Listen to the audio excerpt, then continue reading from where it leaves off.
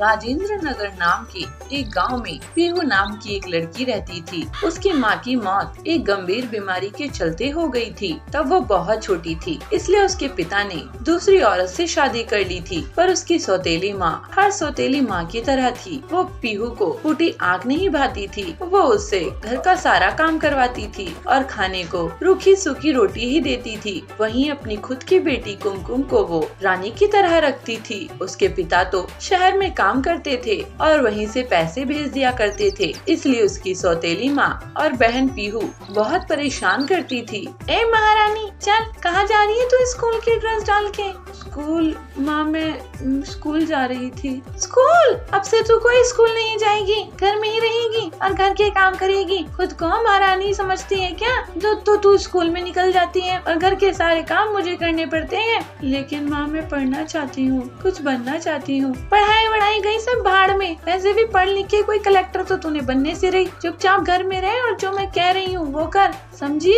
नहीं तो और भी तरीके आते हैं मुझे। पीहू अपने कमरे में चली जाती है और अपने बैग और स्कूल ड्रेस को निकालकर फिर से घर के कामों में लग जाती है। उसे अपनी माँ की बहुत याद आती है, इसलिए वो माँ लक्ष्मी को याद करने लगती है। हे माँ लक्ष्मी, आपने मुझसे मेरी माँ क्यों छीन ली और मेरे पापा को भी इतनी दूर भेज दिया। मैं मेरी सौतेली माँ का जरा भी मुझे पसंद नहीं करती, मुझे बहुत तंग करती है। एक दिन उसकी सौतेली माँ किरण अपनी बेटी बबली को कुछ कपड़े दिखा रही थी जो उसके पिता ने शहर से भेजे थे। देख मेरी लाडो रानी, कैसे कपड़े हैं ये, बहुत सुंदर है माँ, ये सब मेरे लिए है। हाँ, और किसके लिए होंगे? उस पीहू को मैं एक कपड़ा नहीं दूंगी। तभी पीहू वहाँ आ जाती है और उसकी माँ से कहती है, इससे पहले तू पूछे मैं बता देती हूँ कि तेरे बाप ने तेरे लिए कुछ नहीं भेजा। चल अब जा यहाँ से। पीहू उदास होकर अपने कमरे में आकर रोने लगती है। अगले दिन पीहू और बबली गांव से गुजर रहे थे। तभी बबली की सहेली उनके पास आती है और कहती है, अरे बबली, हम तेरे ही घर आ रहे थे, कल मेरा जन्मदिन है, तू आ जाना, ठीक है? तभी पीहू कहती है, तुम मुझे नहीं बुलाओगे?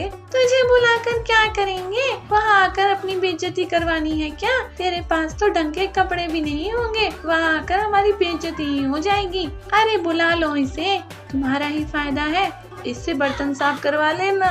वो सभी पीहू पर हंसने लगते हैं। पीहू रोते हुए अपने घर आने लगती है, लेकिन तभी रास्ते में उसे एक घायल खरगोश दिखाई देता है जो पानी मांग रहा था। अरे प्यारे खरगोश, तुम्हें क्या हुआ? मुझे कुछ आवारा बच्चों ने बहुत मारा, तुम मुझे पानी पिला सकती हो? मुझे बहुत प्यास लगी है, मैं प्यासा नहीं मरना चाहता। पीहू तुरंत जाती है और अपने घर से पानी और कुछ हल्दी और कुछ औषधि लेकर आती है और वो खरगोश को पानी पीने को देती है और उसके घाव पर वो औषधि लगाती है। वो खरगोश कुछ ठीक हो जाता है और माँ लक्ष्मी के अवतार में बदल जाता है। बेटी पीहू, तुम इतने छोटे हुए भी कितनी समझदार और प्यारी हो। तुमने एक जानवर की जान बचाई और किसी भी जीव की जान बचाने का पुण्य बहुत बड़ा होता है। मुझे पता है कि तुम क्यों उदास हो। ये लो, ये जादुई गाउन, इसमें तुम बहुत ही सुंदर लगोगी और ये कभी गंदा भी नहीं होगा। और हाँ, तुम अपने मन अनुसार इसका रंग भी बदल सकती हो और ये तुम्हारी हर इच्छा पूरी करेगा बेटी। ऐसा कहकर देवी लक्ष्मी अंतर्ध्यान हो जाती हैं और पीहू उस गाउन को पहनकर अगले दिन पार्टी में जाती है। वह सच में एक परी लग रही थी। उसके मुकाबले वहाँ सब फीके लग रहे थे। सभी उसी को देख रहे थे। बबली भी उसे देख जल रही थी। इस बेकारन के पास इतना सुंदर गाउन आया कहाँ से? सभी बस पीहू की ही तारीफ कर रहे थे और ये देख पीहू को बहुत खुशी हुई। अब उसके मन अनुसार वो गाउन का रंग बदलता था और सब उसकी बहुत तारीफ करते थे। एक दिन उसके पापा भी शहर से लौट आए और पीहू ने अपने सौतेली माँ और बहन की सभी करतूतें उस जादुई गांव में दिखाई। उसके पिता को ये देख बहुत गुस्सा आया और उन्होंने किरण को घर से बाहर निकाल दिया और उसके बाद पीहू खुशी खुशी अपने पिता के साथ रही। अभनपुर गांव के जंगल में संतोषी माँ की भक्त पीलू चिड़िया अपना एक छोटा सा नाश्ते की दुकान चलाती थी। उसके पति बंटी कबूतर एक मजदूरी का काम करता था। बहुत मेहनत के बाद भी उनकी कमाई नहीं होती थी, लेकिन पीलू संतोषी माँ की भक्ति में कमी नहीं करती थी। एक दिन बंटी जब अपने काम पर गया तो ठेकेदार ने सबको काम से निकाल दिया। मुझे अब नया ठेका नहीं मिल रहा है, इस वजह से मैं अब तुम लोगों को काम नहीं दे पाऊंगा। अब तुम लोग कहीं और काम देख लो। बंटी वहाँ से काम देखने लगता है, लेकिन उसको कोई भी काम नहीं देता है और ऐसे ही 6 महीने बीत जाते हैं। ऐसे ही एक दिन बंटी दुखी होकर अपने घर आता है। ये तो बहुत मुसीबत आ गई है कि आखिर आए दिन मकान मालिक किराया मांगने आता है, किराना वाला पैसे मांगने आता है, मेरे नाश्ते का काम भी अच्छा नहीं चल रहा है। बहुत बड़ी मुसीबत आ गई है। संतोषी माँ के लिए मुझे खीर पूरी और लाल साड़ी का भोग लगाना था, लेकिन पता नहीं कब मैं ऐसा कर पाऊंगी। हे संतोषी माँ, आप ही दया करो। पीलू संतोषी माँ का व्रत रखती है और उनसे कहती है, हे संतोषी माँ, मैं आपसे बस आपकी सेवा के लिए इतना मांग रही हूँ कि मैं आपको हलवा पूरी का भोग लगा सकूं और लाल साड़ी भेंट कर सकूं। मुझे पता है कि आप सब जानती है कि आपकी ये बेटी किस मुसीबत में है। उस रात पीलू को संतोषी माँ उसको नींद में दर्शन देती है। बेटी, तुमने बहुत कष्ट सही है, लेकिन मेरी भक्ति नहीं छोड़ी। मैं तेरे व्रत से बहुत खुश हूँ और अब डर मत, क्योंकि अब तेरे सारे दुख दूर होने वाले हैं। तुझे एक मदद मिलेगी। और फिर माँ अंतर ध्यान हो जाती है। अरे, मुझे संतोषी माँ ने खुद दर्शन दिए। जय संतोषी माँ, जय जय संतोषी माँ। उस दिन काम की तलाश में बंटी हरिया तोता के पास जाता है। हरिया काका, मुझे कुछ काम दे दो, मेरे घर की बहुत बुरी हालत है। क्या हुआ बंटी, तुम तो बहुत कमजोर लग रहे हो। बंटी उन्हें पूरी बात बताता है। हमारे लिए घर का खर्च भी निकालना मुश्किल हो रहा है। लेकिन बंटी, मैं तुम्हें क्या काम दे सकता हूँ? कोई भी काम दे दो काका, आजकल तो मशीन का जमाना है, हाथ से तो कोई काम ही नहीं होता है। पीलू बेटी को क्या क्या आता है ये बताओ मुझे। अचार पापड़ बना सकती है क्या? हाँ, पापड़ बना लेती है, लेकिन क्यों? मैं ऐसा कर सकता हूँ कि मैं पीलू बेटी के लिए पापड़ बनाने की ऑटोमेटिक मशीन बना कर दे सकता हूँ। इससे तुम्हारी परमानेंट आमदनी शुरू हो जाएगी। अगर आप ऐसा कर देंगे हरिया काका तो कमाल हो जाएगा। आपने तो हमारी मुसीबत ही हल कर दी। पीलू जरूर ये सुनकर खुश हो जाएगी। बंटी पीलू को एक खबर देता है। मुझे संतोषी माँ ने दर्शन देकर आशीर्वाद दी थी। उनका आशीर्वाद खाली नहीं गया। फिर थोड़े दिनों में हरिया ऑटोमेटिक पापड़ बनाने की मशीन तैयार कर देता है। पीलू संतोषी माता की आशीर्वाद लेती है और काम शुरू कर देती है और अपनी पापड़ की दुकान चला देती है। उसकी दुकान में सुंदरी सेठानी आती है। पीलू, तुम्हारी ये नायाब पापड़ मशीन तो मैंने कभी नहीं देखी। सब संतोषी माता की दया है सुंदरी जी। मेरे पास अलग अलग तरह के पापड़ है। ठीक है, मुझे 2 किलो मिक्स पापड़ पैक कर दो।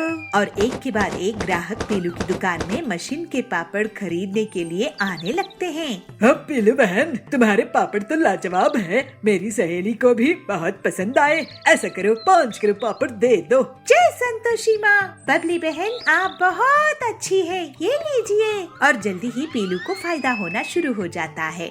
बंटी भी उसका साथ देता था और बड़े बड़े ऑर्डर्स लेकर आता था। इस तरह से संतोषी माँ के आशीर्वाद से उनका जीवन सरल हो जाता है। संतोषी माँ, आज मैं आपके लिए हलवा पूरी और लाल साड़ी लाई हूँ और मैं गरीब महिलाओं को भी प्रसाद और साड़ी दूंगी।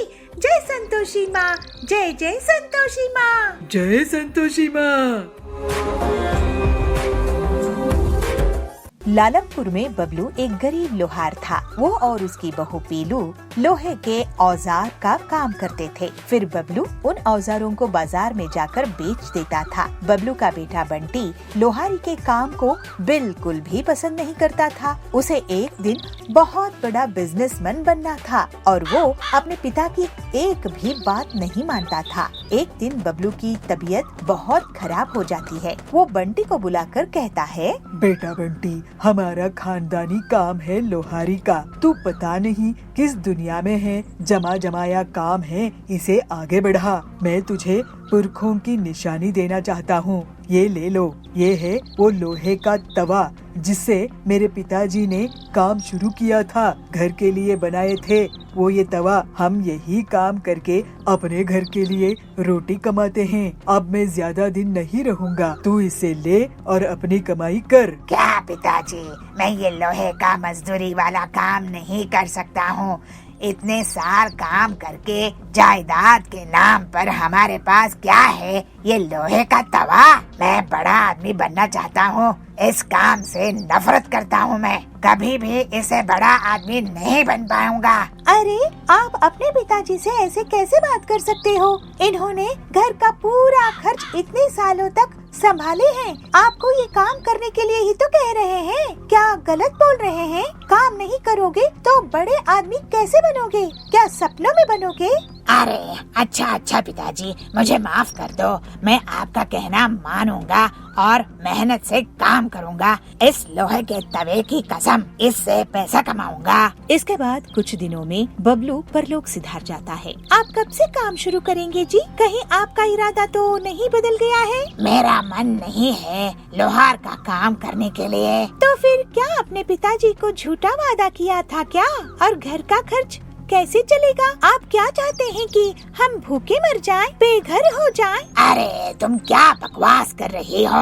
हाँ, तो फिर इस तवे का इस्तेमाल करो, काम शुरू करो, अब खाली मत रहो। तुम यही चाहती हो ना कि मैं इस तवे का उपयोग करके पैसे कमाऊं? तो मुझे 2-3 दिन दो, मैं इसका इस्तेमाल करूंगा और पैसे कमाऊंगा, लेकिन मैं लोहार का काम नहीं करूंगा। इसके बाद बंटी 2 दिन तक सोचता रहता है और फिर एक चौक में अपना छोटा सा लोहे की तवे पर आलू चाट की दुकान खोल लेता है और बंटी का काम बहुत अच्छे से चलने लगता है। लोग उसकी आलू चाट की बहुत तारीफ करते हैं। लोहे की तवे में गर्मा गर्म आलू चाट में वो अब अलग अलग फ्लेवर्स भी ले आता है और जल्दी ही उसकी कमाई और बढ़ जाती है। वाह जी, आपने तो बहुत ही कमाल का आइडिया निकाले हो। ऐसा तवा आलू चाट तो पूरे जंगल में नहीं मिलता है। हाँ पीलो, ये तुम्हारे और पिताजी के कारण हुआ है। अब अपना एक बड़ी दुकान खरीदेंगे। वाह जी। और बंटी एक बड़ी सी दुकान ले लेता है। इसके बाद बड़े बड़े सेठ भी उसके यहाँ तवा आलू टिक्की खाने के लिए आते थे। शादी पार्टी इन सब का ऑर्डर भी इन्हें मिलने लगता है और अब तो पीलू भी बंटी का साथ देने लगती है। पीलो, मैं अब समझ गया हूँ मेहनत का सही मतलब। पिताजी ने कितनी मेहनत से मुझे बड़ा किया, मैं उनके काम को कम ही मानता रहा। तुमने मुझे भटकने से बचा ली। अगर तुम नहीं होती तो मैं अपने पुरखों का नाम रोशन नहीं करता। तुम्हारे कारण ही मैं इतनी तरक्की कर पाया हूँ। ये लो सोने का हार। इस तरह से अपने बड़ों का सम्मान करने के कारण और कड़ी मेहनत से वो बहुत बड़ा कारोबारी बन जाता है। फिर पीलू और बंटी खुशी खुशी रहने लगे।